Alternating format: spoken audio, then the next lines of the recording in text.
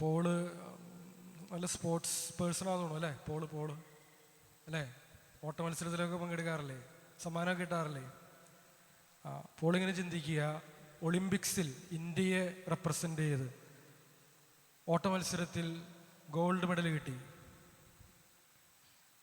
കുറേ ആളുകൾ മുന്നിലുണ്ട്, ടി വിയിൽ ഒരുപാട് പേര്, ഇന്ത്യയിൽ ഉള്ള കോടിക്കണക്കിന് ആളുകൾ അത് ടി വിയിൽ കണ്ടുകൊണ്ടിരിക്കുകയാണ്. സമ്മാനം കിട്ടിക്കഴിഞ്ഞിട്ട്, അല്ലെങ്കിൽ ഗോൾഡ് മെഡൽ അത് കിട്ടിക്കഴിഞ്ഞിട്ട് ഈ പത്രക്കാരൊക്കെ വരും അല്ലേ? ഇതിനെപ്പറ്റി ചോദിക്കും, എന്ത് വികാരത്തിലൂടെയാണ് കടന്നു പോകുന്നത്, എന്താണ് തോന്നുന്നത് എന്നൊക്കെ ചോദിക്കും. അപ്പോൾ പോൾ എന്തു പറയും? എഴുന്നേറ്റ് ഉറക്കെ പറഞ്ഞു, സന്തോഷാന്ന് പറയും. വേറെ എന്തെങ്കിലും പറയുമോ? സന്തോഷാന്ന് പറഞ്ഞ് അവസാനിപ്പിക്കും. ഇരുന്നു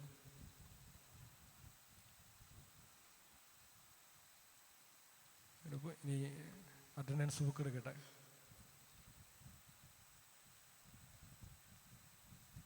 മാടവന ജോൺ മൈജോ ഉണ്ടോ? പരീക്ഷ ഓക്കെ. മേനാച്ചേരി കിഷോർ റാഫേൽ, ഇത് ക്ലാസ്സിൽപ്പെട്ട ആൾക്കാരല്ലേ? ഈ വർഷത്തെ ആയിരിക്കും അല്ലേ? ഓക്കെ.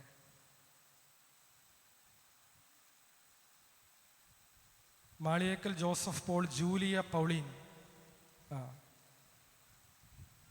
ജമീമ റോഡ്രിഗസ് എന്ന് പറഞ്ഞ പേര് കേട്ടിട്ടുണ്ടോ? കേട്ടിട്ടില്ല. പത്രമൊന്നും വായിക്കാറില്ലേ? സോഷ്യൽ മീഡിയ നോക്കാറില്ല? സോഷ്യൽ മീഡിയയിലൊക്കെ നോക്കാറുണ്ടോ? വാട്സപ്പൊക്കെ ഉണ്ടോ? എന്താണ്? ആരോ പറഞ്ഞതെന്നല്ല, ആരോ പറഞ്ഞത്? അവിടെയുള്ള എല്ലാവരും പറഞ്ഞു ക്രിക്കറ്ററാണ്.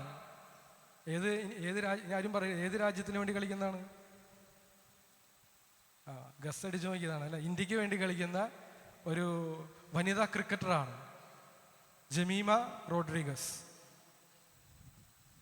ഇപ്പോൾ വനിതാ ലോകകപ്പ് മത്സരങ്ങൾ ഇന്ത്യയിൽ നടന്നുകൊണ്ടിരിക്കുകയാണ്. വനിതകൾക്കും ഉണ്ട് ലോകകപ്പ് ക്രിക്കറ്റ്. നിങ്ങൾ ക്രിക്കറ്റ് കളിക്കുമോ പെൺകുട്ടികൾ? നിങ്ങൾ ക്രിക്കറ്റ് കളിച്ചിട്ടുള്ള പെൺകുട്ടികളൊക്കെ ഒന്ന് കൈവയ്ക്ക്. ആരും കളിച്ചിട്ടില്ലേ? അവള് കളിച്ചിട്ടുണ്ട്, അവള് ക്രിക്കറ്റ് കളിച്ചിട്ടുണ്ട്. കൊച്ചു നിങ്ങളാരും ക്രിക്കറ്റ് കളിച്ചിട്ടില്ലേ? അവള് കളിച്ചിട്ടുണ്ട്. 2, 3, 4 പേര് കളിച്ചിട്ടുണ്ട്. ബാക്കി ആരും ക്രിക്കറ്റ് കളിച്ചിട്ടില്ലേ? ആൺപിള്ളേർ കളിച്ചിട്ടുണ്ടാ? ആരും കളിയൊന്നും ഇല്ല ഇപ്പം അല്ലേ? വീഡിയോ ഗെയിം നീ കളിച്ചിട്ടുണ്ട്, വെരി ഗുഡ്. 1-2 പേര് കളിച്ചിട്ടുണ്ട്. അപ്പം ഇന്ത്യയുടെ വനിതാ ക്രിക്കറ്റ് ടീമിലെ ഒരു മെമ്പറാണ് ജമീമ റോഡ്രിഗസ്. 2 ദിവസം മുമ്പാണ് ഇന്ത്യയും ഓസ്ട്രേലിയയും തമ്മിലുള്ള വനിതകളുടെ ഈ ലോകകപ്പ് മത്സരങ്ങളിലെ ടൂർണമെൻറ്റിലെ സെമി ഫൈനൽ നടന്നത്. സെമി ഫൈനൽ ആര് ജയിച്ചേ? ഇന്ത്യ ജയിച്ചു. ഇന്ത്യ ജയിക്കുന്ന ആരും വിചാരിച്ചതല്ല. കാരണം ഓസ്ട്രേലിയ വനിതാ ടീം ഭയങ്കര മൈറ്റി ടീമാണ്, ഭയങ്കര സ്ട്രോങ് ടീമാണ്. 5-6 ലോകകപ്പുകൾ ഇതിനകം അവർ ജയിച്ചിട്ടുണ്ട്. ഇന്ത്യ ഇതുവരെ ഒരു ലോകകപ്പും ഇന്ത്യൻ വനിതാ ടീം ലോകകപ്പ് ജയിച്ചിട്ടില്ല. മറ്റ് മത്സരങ്ങളിലായാലും ഓസ്ട്രേലിയൻ ടീമാണ് പൊതുവെ ഇന്ത്യയായിട്ടൊക്കെ കളിക്കുമ്പോൾ ജയിക്കുന്നത്. അത്രയ്ക്ക് സ്ട്രോങ് ടീമാണ്. അവരായിട്ടായിരുന്നു സെമി ഫൈനൽ. ആരും ഇന്ത്യക്ക് വലിയ പ്രതീക്ഷയൊന്നും നൽകിയിരുന്നില്ല. ഒന്നാമത്തെ ഇന്നിങ്സ് ഓസ്ട്രേലിയയാണ് ആദ്യം ബാറ്റ് ചെയ്തത്. അവരെത്ര റൺ അടിച്ചു? 338 റൺ 50 ഓവറിൽ. ഭയങ്കര റണ്ണാണത്, 338 റൺ. അത് കഴിഞ്ഞപ്പോൾ തന്നെ ഇന്ത്യ ബാറ്റിംഗ് തുടങ്ങുന്നതിന് മുമ്പേ ഇത്രയെങ്കിലും പ്രതീക്ഷയുണ്ടായിരുന്നെങ്കിൽ അതും അവസാനിച്ചു. കാരണം ഇത്രയും റണ്ണ് ഇനി അടിക്കണം 50 ഓവറിൽ. ഇന്ത്യയുടെ ബാറ്റിംഗ് തുടങ്ങി. 2ാമത്തെ ഓവറിൽ ഇന്ത്യയുടെ ആദ്യത്തെ വിക്കറ്റ് നഷ്ടപ്പെട്ടു. ഷെഫാലി വർമ്മ, ഇന്ത്യയുടെ കളിക്കാരിയാണ്, ഔട്ടായി. 16 റണ്ണുള്ളൂ ആ സമയത്ത് ഇന്ത്യക്ക്. ഇനിയും 300-ന് മേലെ റണ്ണെടുക്കണം ഇന്ത്യക്ക് കളി ജയിക്കാനായിട്ട്. അങ്ങനെ 1ാമത്തെ വിക്കറ്റ് പോയി കഴിഞ്ഞപ്പോൾ ക്രീസിലേക്ക് വരുന്ന ഒരു പെൺകുട്ടിയുണ്ട്. 25 വയസ്സ് പ്രായമുള്ള പെൺകുട്ടി. കണ്ടാൽ ഒരു ക്രിക്കറ്റ് താരത്തിൻ്റെ രൂപങ്ങളൊന്നുമില്ല, അധികം പൊക്കമില്ല, അധികം വണ്ണമൊന്നുമില്ല, അല്ലെങ്കിൽ ഒരു വെൽ ബിൽറ്റ് ബോഡി സ്ട്രക്ചറൊന്നും, നമുക്ക് ഒരു ക്രിക്കറ്ററുടെ ഒരു രൂപമൊന്നും ഇല്ല. സ്വാഭാവികമായും ആരും വിചാരിക്കും ഈ പെൺകുട്ടി എങ്ങനെയാണ് ഇനിയും 40-48 ഓവർ ബാറ്റ് ചെയ്യണം, 300-ന് മേലെ റണ്ണെടുക്കണം, അതിനുള്ള സ്റ്റാമിനയൊക്കെ കുട്ടിക്കുണ്ടോ? ആരും ചിന്തിക്കും. പക്ഷേ കളി കഴിയുമ്പോൾ 49ാമത്തെ ഓവറിൽ ഇന്ത്യ കളി ജയിക്കുമ്പോൾ രണ്ടാമത്തെ ഓവറിൽ ക്രീസിലേക്ക് വന്ന ഈ കണ്ടാൽ വലിയ കളിക്കാരിയാണെന്നൊന്നും തോന്നാത്ത ജമീമ റോഡ്രിഗസ് ക്രീസിലുണ്ട്. ഔട്ടാകാതെ സെഞ്ചുറി അടിച്ച് 127 റണ്ണ് അടിച്ച് ഇന്ത്യയെ അത്ഭുതകരമായ, ആരും പ്രതീക്ഷിക്കാത്ത ഒരു വിജയത്തിലേക്ക് ജമീമ റോഡ്രിഗസിൻ്റെ ആ ഇന്നിങ്സ് നയിച്ചു എന്നുള്ളതാണ്. അത് കഴിഞ്ഞ് വളരെ ക്ഷീണിതയായിട്ട് നിൽക്കുന്ന ജമീമ റോഡ്രിഗസ്, ഈ ക്രിക്കറ്റ് കളി കണ്ടിട്ടുള്ളവർക്കറിയാം, കളി കഴിയുമ്പോൾ ഞാൻ നേരത്തെ ചോദിച്ചില്ലേ പോളിൻ്റെ അടുത്ത്, ഈ പോസ്റ്റ് മാച്ച് പ്രസൻറ്റേഷനുണ്ട്. ആ കളിയിൽ നന്നായിട്ട് കളിച്ചവർക്ക് സമ്മാനമൊക്കെ കൊടുക്കും. അവരോട് ഈ കമൻറ്റേറ്റേഴ്സ് ചില ചോദ്യങ്ങളൊക്കെ ചോദിക്കും, അപ്പോൾ അവരതിന് ഉത്തരങ്ങളൊക്കെ പറയും. അതുപോലെയുള്ള ഈ പോസ്റ്റ് മാച്ച് പ്രസൻറ്റേഷൻ്റെ സമയത്ത് ഈ കളിയെപ്പറ്റി, ആ സമയത്തെ വിചാരങ്ങളെപ്പറ്റി പറയാനായിട്ട് കമൻറ്റേറ്റർ പറയുമ്പോൾ ക്ഷീണിതയായ ജമീമ റോഡ്രിഗസ് പറഞ്ഞു തുടങ്ങുന്നത് ഇങ്ങനെയാണ്: first of all I want to thank Jesus. First of all I want to thank Jesus. നമുക്കറിയാം, ഇന്ന് പബ്ലിക് പ്ലേസിൽ യേശുവിൻ്റെ നാമം ഉച്ചരിക്കാൻ മടിയും പേടിയും വിചാരിച്ച് നടക്കുന്നവരാണ് ഭൂരിഭാഗം പേരും. നിങ്ങൾ ഈശോയുടെ നാമം നിങ്ങളുടെ കൂട്ടുകാരുടെ അടുത്തോ അല്ലെങ്കിൽ ക്രിസ്ത്യാനികളല്ലാത്ത ആരുടെയെങ്കിലും അടുത്ത് ഈശോ എന്നുള്ള പദം നിങ്ങൾ ആരെങ്കിലും ഉപയോഗിച്ചിട്ടുണ്ടോ? ഇപ്പം എത്ര ആളെ എങ്ങനെ ഉപയോഗിച്ചിട്ട്? ഈ അടുത്ത കാലത്ത് എങ്ങനെ ഉപയോഗിച്ചിട്ടുണ്ടോ? പലരും ഉപയോഗിക്കാറില്ല, ചിലരൊക്കെ ഉപയോഗിച്ചിട്ടുണ്ടാവില്ല എന്ന് ഞാൻ പറയുന്നില്ല. പക്ഷേ ഈ ജമീമ റോഡ്രിഗസ് കോടിക്കണക്കിന് ജനം കണ്ടുകൊണ്ട് നിൽക്കുകയാണ്. ഒരു പബ്ലിക് പ്ലാറ്റ്ഫോമാണ്. സാധാരണ ആരും പറയാത്ത ഒരു വാചകത്തോടെയാണ് ആ പെൺകുട്ടി ആരംഭിക്കുന്നത്. First of all I want to thank Jesus because I knew he carried me through. I could not have done it alone. എനിക്കിത് ഒറ്റയ്ക്ക് ചെയ്യാൻ പറ്റുമായിരുന്നില്ല, അത്രയ്ക്ക് ഞാൻ ക്ഷീണിതയായിരുന്നു.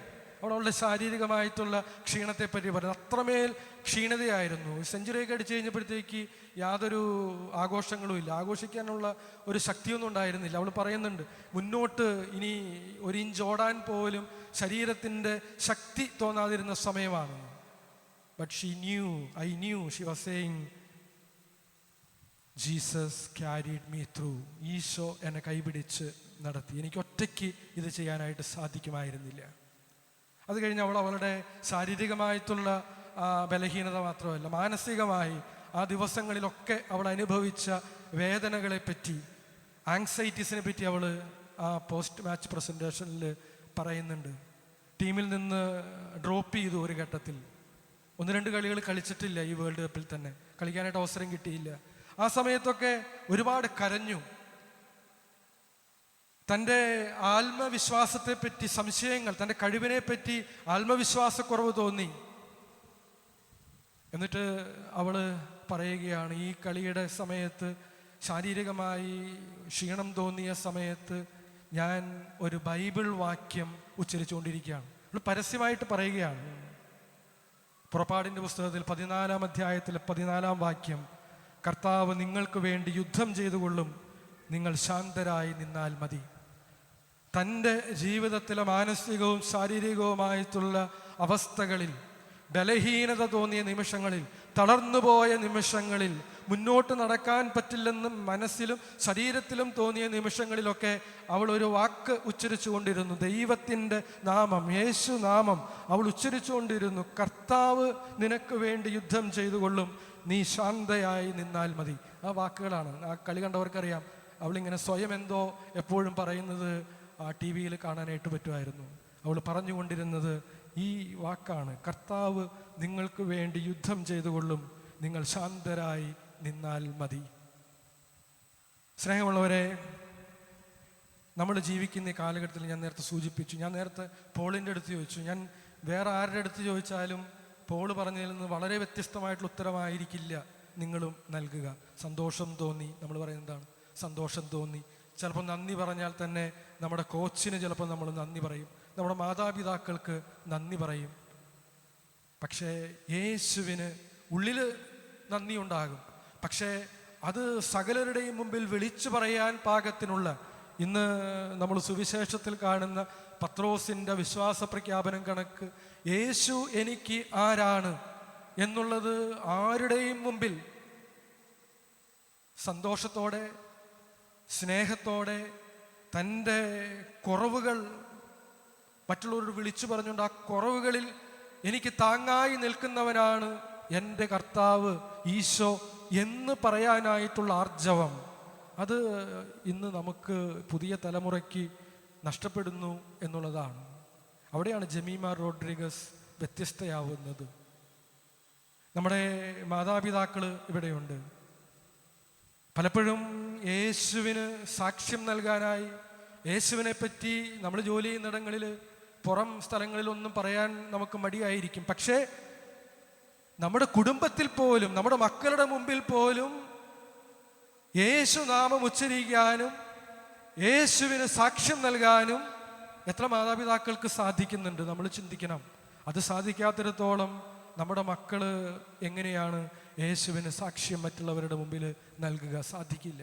മാതാപിതാക്കളിൽ നിന്ന് അത് തുടങ്ങണം. ഈ ജമീമ റോഡ്രിഗസിൻ്റെ ഒരു ഇൻ്റർവ്യൂ, ഇപ്പോൾ ഒരുപാട് ഇൻ്റർവ്യൂസ് വരുന്നുണ്ട് സോഷ്യൽ മീഡിയയിലൊക്കെ, നിങ്ങൾ കാണുന്നത് നല്ലതാണ്, നല്ല ഇൻ്റർവ്യൂസാണ്. അതിൽ പഴയൊരു ഇൻ്റർവ്യൂ ആണ്. അതിൽ പറയുന്നുണ്ട് എങ്ങനെയാണ് പ്രാർത്ഥിക്കാനായിട്ടുള്ളൊരു താല്പര്യം അവൾക്ക് ഉണ്ടായത്. കാരണം അവളുടെ ജീവിതത്തിലെ ഏറ്റവും പ്രധാനപ്പെട്ട ഒരു നിമിഷമായിരുന്നു ഈ കളി. അതിനകത്ത് ആ കളിച്ചുകൊണ്ടിരിക്കുന്ന സമയത്ത് നിരന്തരം അവളുടെ അവൾ ചെയ്യേണ്ടുന്ന ഉത്തരവാദിത്വം ചെയ്തുകൊണ്ടിരിക്കുമ്പോൾ നിരന്തരം അവൾ പ്രാർത്ഥിച്ചുകൊണ്ടിരിക്കുകയായിരുന്നു. എങ്ങനെ അങ്ങനെ പ്രാർത്ഥിക്കാനായിട്ടുള്ള ഒരു ശീലം അവൾക്ക് കിട്ടി എന്ന് ചോദിക്കുമ്പോൾ, എങ്ങനെ ഈ വിശ്വാസത്തിൻ്റെ ആഴം അവൾക്ക് കിട്ടി എന്ന് ചോദിക്കുമ്പോൾ അവൾ പറയുന്ന മറുപടിയുണ്ട്. വീട്ടിൽ ഒരു ക്രിസ്ത്യൻ ഫാമിലിയിലാണ് അവൾ ജനിച്ചത്. 3 മക്കളാണ് അവർ. 3 പേരിൽ ഒരാളാണ് ജമീമ. അവരുടെ വീട്ടിലൊരു നിയമമുണ്ട്, കളിക്കാൻ പോകുന്നതിന് മുമ്പ് പ്രാർത്ഥിക്കണം, എന്നാലേ കളിക്കാനായിട്ട് വിടുള്ളൂ.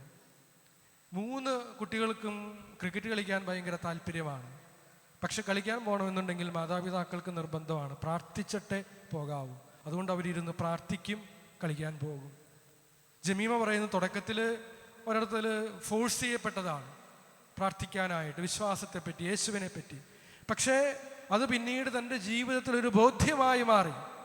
ആ ബോധ്യമായി മാറിയ നിമിഷം മുതൽ പിന്നെ ആരും പറയേണ്ടതായിട്ട് വന്നിട്ടില്ല. അവള് ഏറ്റവും വലിയൊരു സ്റ്റേജിൽ, ഇന്റർനാഷണൽ സ്റ്റേജ്, ലോകകപ്പിൻ്റെ semi final, high pressure match, ആ സമയത്ത് അവളുടെ ഉത്തരവാദിത്വം ചെയ്തുകൊണ്ടിരിക്കുമ്പോൾ അവൾ പ്രാർത്ഥിച്ചുകൊണ്ടിരിക്കുകയാണ്, ദൈവത്തിൻ്റെ വചനം ഉരുവിട്ടുകൊണ്ടിരിക്കുകയാണ്. യേശു അവബോധത്തിൽ അവളുടെ ഉത്തരവാദിത്വം നിർവഹിക്കുകയാണ്. സ്നേഹമുള്ള മാതാപിതാക്കളെ, നമ്മൾ നമ്മുടെ മക്കളെ അവിടെ ഇരുന്ന് അവിടെ ഇരുന്ന് പ്രാർത്ഥിക്കടി എന്ന് നിർബന്ധപൂർവം വാശി പിടിച്ച് നമ്മുടെ മക്കളെ പ്രാർത്ഥിപ്പിച്ചിട്ട് എത്ര നാളായി? നമ്മൾ ചിന്തിക്കണം. നിർബന്ധ ബുദ്ധികൾ ആവശ്യമാണ്. ചില നല്ല കാര്യങ്ങൾ കുട്ടികൾക്ക് ഇഷ്ടമില്ലെങ്കിലും അത് നിർബന്ധമായും അവരെ കൊണ്ട് ചെയ്യിക്കാനായിട്ടുള്ള ഉത്തരവാദിത്തം മാതാപിതാക്കൾ. നമ്മൾ എല്ലാം ഇങ്ങനെ അയഞ്ഞു കൊടുക്കുകയാണ്. പിള്ളേർക്ക് ഇഷ്ടമുണ്ടെങ്കിൽ ചെയ്തോട്ടെ, ഇഷ്ടമുള്ള സമയത്ത് ചെയ്തോട്ടെ. അങ്ങനെ ചെയ്തിരുന്നെങ്കിൽ ജമീമ റോഡ്രിഗസിനെ പോലെ കളിയിലും വിശ്വാസത്തിലും കേമിയായ ഒരു പെൺകുട്ടി വളരില്ലായിരുന്നു. നിർബന്ധങ്ങൾ ആവശ്യമാണ്. നല്ല കാര്യങ്ങൾ നമ്മുടെ മക്കൾ ചെയ്യുന്നു എന്ന് ഉറപ്പുവരുത്താൻ നിർബന്ധങ്ങൾ ആവശ്യമാണ്. അങ്ങനെ വരുമ്പോഴാണ് വിശ്വാസം നമ്മുടെ മക്കളിൽ ഉണ്ടാകാൻ, ആ വിശ്വാസത്തെപ്പറ്റി ബോധ്യമുണ്ടാകാൻ, ബോധ്യമുള്ള ആ വിശ്വാസത്തിൽ വളരാൻ, ആ വളർന്ന വിശ്വാസം ആരുടെ മുമ്പിലും സ്നേഹത്തോടെ പ്രഘോഷിക്കാൻ നമ്മുടെ മക്കൾക്ക് സാധിക്കുക. ഈ ജമീമ റോഡ്രിഗസിൻ്റെ വിശ്വാസ പ്രഘോഷണം വളരെ എക്സംപ്ലറിയാണ്. നമുക്കറിയാം, ഇന്ന് വിശ്വാസം പ്രഘോഷിക്കുന്നു എന്നൊക്കെ പറഞ്ഞുകൊണ്ട് ക്രിസ്ത്യാനികളുടെ ഇടയിൽ തന്നെ ഭയങ്കര എക്സ്ട്രീമായിട്ട് പെരുമാറുന്ന ആളുകളുണ്ട്. മറ്റു മതങ്ങളെ പുച്ഛിച്ചുകൊണ്ട് അല്ലെങ്കിൽ രാഷ്ട്രീയമായി വിശ്വാസത്തെ ഉപയോഗിച്ചുകൊണ്ട് എക്സ്ട്രീമായിട്ട് നമ്മൾ യേശുനാമം ഉപയോഗിക്കണം എന്നൊക്കെ പറയുന്ന ക്രിസ്ത്യാനികളുണ്ട്. പക്ഷെ ജമീമ എങ്ങനെയാണ് യേശുവിനെ പ്രഘോഷിച്ചത്? അവൾ ആദ്യം പറയുന്നത് എന്താണ്? അവളുടെ ജീവിതത്തിൻ്റെ പോരായ്മകളെ പറ്റിയാണ്. അവളുടെ ശരീരത്തിൻ്റെയും മനസ്സിൻ്റെയും അവൾ കടന്നുപോയ ബലഹീനതകളെ പറ്റിയാണ് അവൾ ആദ്യം പറയുന്നത്. എന്നിട്ടാണ് അവൾ പറയുന്നത്, ഈ ബലഹീനതകളിൽ എനിക്ക് താങ്ങായി കൈത്താങ്ങായി നിന്ന എൻ്റെ യേശു, ആ യേശുവില്ലാതെ എനിക്കിത് പൂർത്തിയാക്കാനായിട്ട് സാധിക്കില്ലായിരുന്നു. അതാണ് വിശ്വാസ പ്രഘോഷണം. ആരെയും വെല്ലുവിളിക്കുന്നതല്ല, എൻ്റെ ബലഹീനത വിളിച്ചു പറയാൻ, അത് ഷെയർ ചെയ്യാൻ. എൻ്റെ ഫ്രജിലിറ്റി, ആ ബലഹീനതയിൽ എൻ്റെ ശരീരത്തിൻ്റെയും ആത്മാവിൻ്റെയും മനസ്സിൻ്റെയും ആ ബലഹീനത, വീഴ്ച, ക്ഷീണം, തളർച്ച, ആ തളർച്ചയിൽ എനിക്ക് കൈത്താങ്ങായി നിന്ന് എന്നെ കൈപിടിച്ച് നടത്തുന്ന, വീഴാതെ കൈപിടിച്ച് നടത്തുന്നവനാണ് എൻ്റെ യേശു എന്ന് പറയുന്നതാണ് ഏറ്റവും മനോഹരമായ യേശു സാക്ഷ്യം നൽകൽ. അത്തരത്തിൽ വളരാനായിട്ട് നമുക്ക് സാധിക്കട്ടെ. എവിടെയൊക്കെ യേശുവിനെ പ്രഘോഷിക്കാൻ ഇതുപോലെ സ്നേഹത്തോടെ സന്തോഷത്തോടെ നമ്മുടെ ബലഹീനതകളിൽ കൈത്താങ്ങാകുന്ന, നമ്മുടെ വീഴ്ചയിൽ നമ്മെ പിടിച്ചുയർത്തുന്ന യേശുവിനെ പ്രഘോഷിക്കാൻ നമുക്ക് അവസരം കിട്ടുന്നു, അവിടെയൊക്കെ ധൈര്യപൂർവം യേശുനാമം പ്രഘോഷിക്കാനായിട്ട് നമ്മുടെ മക്കൾക്ക് സാധിക്കണം. അത്തരത്തിൽ നമ്മുടെ മക്കൾ വളരാൻ പാകത്തിന് നമ്മുടെ മാതാപിതാക്കൾ മക്കളെ വളർത്തണം. അതിന് നിർബന്ധ ബുദ്ധി ആവശ്യമുള്ളിടത്ത് സ്നേഹത്തോടെ നിർബന്ധം കാണിക്കാനായി മാതാപിതാക്കൾക്ക് സാധിക്കണം. അപ്പോഴാണ് നല്ല കുടുംബങ്ങൾ, നല്ല ഒരു പുതിയ തലമുറ ഒക്കെ നമുക്കുണ്ടാവുക എന്ന് നമ്മൾ മനസ്സിലാക്കണം. ദൈവം നമ്മെ അനുഗ്രഹിക്കട്ടെ.